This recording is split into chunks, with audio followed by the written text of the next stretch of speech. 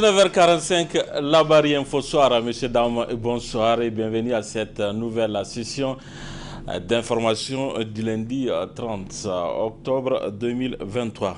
La pandémie de Covid-19 a durement frappé de nombreuses industries, y compris celle de l'hôtellerie. De nombreux établissements ont dû faire face à des pertes financières importante et l'hôtel Gawé n'a pas fait exception. Pour faire face à cette situation.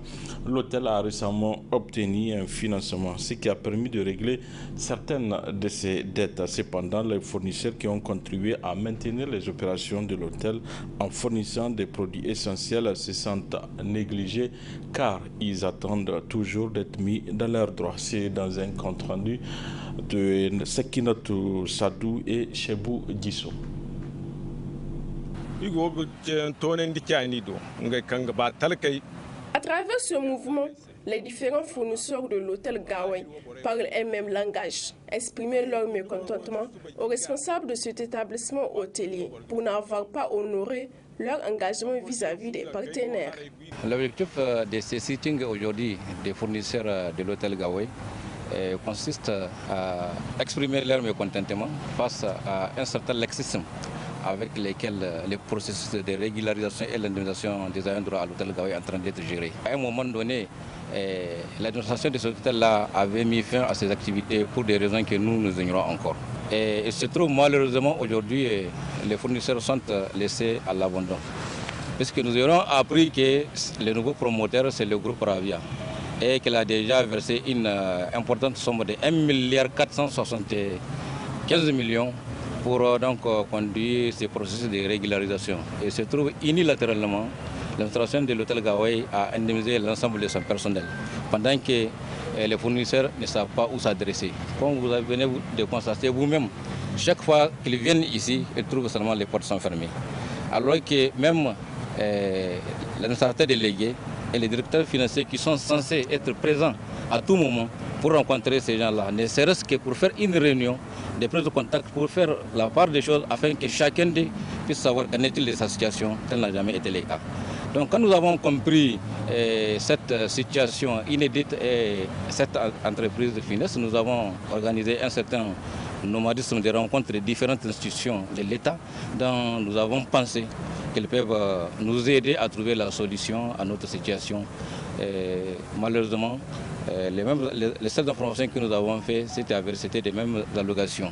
Ils nous disent toujours de retourner au niveau de l'hôtel Gawai, que c'est là où sont recentrés tous les dossiers et que malheureusement, ceux-là qui sont censés nous recevoir, on n'arrive pas vraiment à mettre main en projet. Au vu de la situation qui continue à se détériorer, ces fournisseurs lancent ces cris de cœur pour se faire entendre. Nous profitons pour lancer notre cri de cœur à l'endroit des nouvelles autorités, au premier rang desquelles son Excellence le général Abderrahmane Chani, président de CNSP, chef suprême des armées et chef de l'État, en vue de leur urgente implication afin de nous aider dans la recherche de solutions et pour faire connaître un dénouement à cette situation. Merci. Les fournisseurs réclament non seulement le paiement de leurs factures en souffrance, mais aussi une meilleure communication et une relation de travail plus transparente. L'antenne départementale de l'Office central de répression du trafic illicite de stupéfiants de Balayara a saisi le week-end dernier une importante quantité de carburant qui serait destiné à des groupes terroristes. Le reportage. Le jour 28 octobre 2023, aux environs de 15 heures, l'antenne départementale de l'Office central de répression du trafic illicite des stupéfiants au Crétis a saisi une importante quantité de carburant, précisément de l'essence, lors d'un contrôle de routine au niveau du poste de police route Niamey à l'entrée de Balayara. Cette saisie porte sur 78 bidons d'essence dissimulés, donc qui sont cachés sous des sacs de mille qui ont le logo du PAM, qui ont quitté Niamey, donc le propriétaire il a acheté des carburants au niveau d'une station à Niamey et les deux produits ont une destination différente. Le carburant va et en destination de Zama dans le département de Filingué et les sacs de mille ont pour destination Gossa dans le département de Ouazzama aussi. Donc, suite à cela, l'office étant compétent en matière d'enquête sur les stupéfiants, nous avons fait une mise à disposition au niveau de la police judiciaire de Balayara pour la suite de l'enquête. Donc les sacs, le véhicule, tout est mis à leur disposition pour l'enquête approfondie. La salle de réunion de l'hôtel Bravia a abrité ce matin le lancement officiel de la deuxième phase du projet CAFI, couplé à l'atelier d'élaboration du plan d'action 2023-2025 pour la mise en œuvre du projet. Ces projets appuyés par un consortium d'ONG internationales visent à assurer des actions collectives et locales pour s'attaquer aux causes profondes des violences basées sur le genre. Le résumé avec Adam Ousmane. Les différents acteurs œuvrant dans la protection de la femme et la défense des femmes et jeunes filles se retrouvent par la présente cérémonie pour échanger autour de la problématique des violences basées sur le genre. Une rencontre qui se veut non seulement le lancement officiel de la deuxième phase du projet Call to Action Field Implementation CAFI, mais aussi et surtout l'élaboration du plan d'action 2023-2025 entrant dans le cadre de la mise en œuvre du projet. Occasion pour la première responsable de ce projet de rappeler toute son importance dans la marche vers le développement et l'émergence. L'approche du projet CAFI étant de renforcer le dynamisme des organisations féminines, défenseurs de droits des femmes et des filles, avec un accent particulier sur les luttes contre les violences basées sur le genre en situation d'urgence. Il est ainsi créé la coalition des femmes et des filles contre les violences basées sur le genre au Niger. Par ailleurs, ces projets ayant eu une grande portée en termes de résultats et un potentiel fort de plaidoyer, se voient reconduits pour une deuxième phase de 2023 à 2025, avec comme consortium CARE USA, Dynamique des femmes juristes, Comité de dynamique des femmes juristes au Congo, Comité des jeunes filles leaders au Niger et Femmes Leads au Mali pour l'Afrique du Centre et de l'Ouest. À travers ce projet, le consortium vient en appui aux multiples actions du gouvernement nigérien qui s'engagent dans la marche vers le développement et la lutte efficiente contre les violences basées sur le genre. Procédant à l'ouverture officielle de ces conclaves, la représentante du ministère de la Santé, de la Population et des Actions sociales a pour sa part souligné les efforts fournis par le gouvernement nigérien dans la lutte contre les violences basées sur le genre.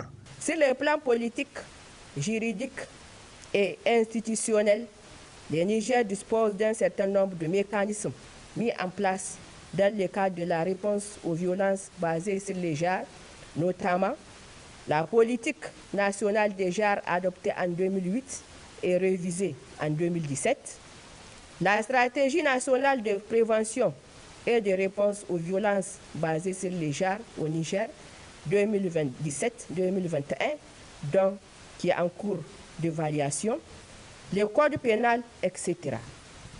Il faut retenir que la réponse nationale aux violences basées sur les genres est développée autour d'une multiplicité d'interventions impliquant plusieurs types d'acteurs étatiques et non étatiques.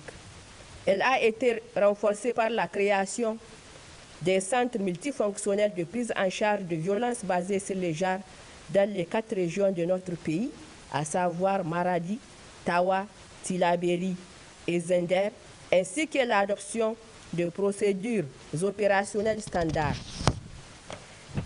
Ces dernières mettent en relief 4 types de prestations, à savoir à fournir aux survivants, notamment l'appui psychosocial, l'assistance juridique, la prise en charge médicale et, dans une certaine mesure, un appui socio-économique.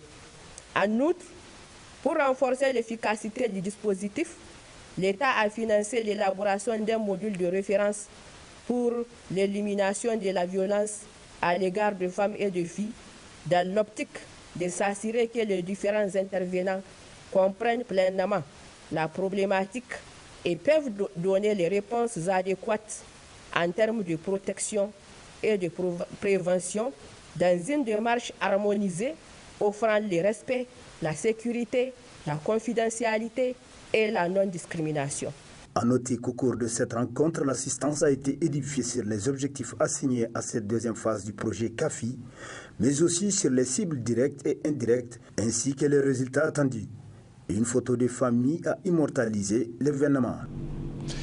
La transition entre la saison pluvieuse et celle froide est une des périodes propices à la maladie du paludisme, une maladie que certaines traitent avec des tisanes, notamment le Kenkeliba, que nous invitons d'ailleurs à découvrir à travers ce reportage signé par Asmaou Seydou.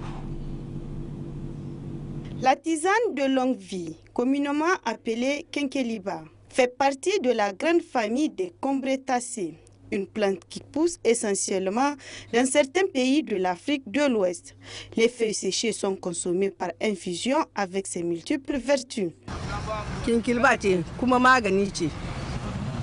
Bancin magani ce, tana da taimako iri-iri. In dai kana da kokarin shanta, kana daurewa, kana shanta ba ka sha ba yau, gobe ka yar. Le Kenkeliba est un produit médicinal. S'il est consommé régulièrement, il traite plusieurs maladies, comme le paludisme, l'ulcère, le diabète, la fatigue générale, l'hypertension et autres. Tana maganin rana, tana maganin pali, tana maganin estoma, tana maganin tension, tana maganin diabète.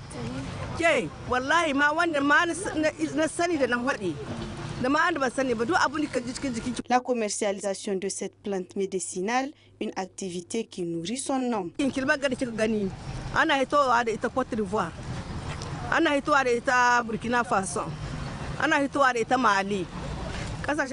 Kenkeliba nous provient du Mali, Burkina Faso et de la Côte d'Ivoire. Dieu merci, nous arrivons à tirer notre épingle du jeu. Le sachet se vend à 50 francs. Wallahi muna ga samu ciki. Alhamdulillah, sana'a duka in kaga mutane suna kukewa gare ta akwai unhwani cikin ta ne. Suna suma masu sai suna ga jin dadin ta. Le Kenkeliba, une plante aromatisée, consommée régulièrement, peuvent guérir beaucoup de maladies, à l'exemple du paludisme. Voilà, messieurs, dames, c'est la fin de cette édition. Merci à vous de l'avoir suivi. Au revoir.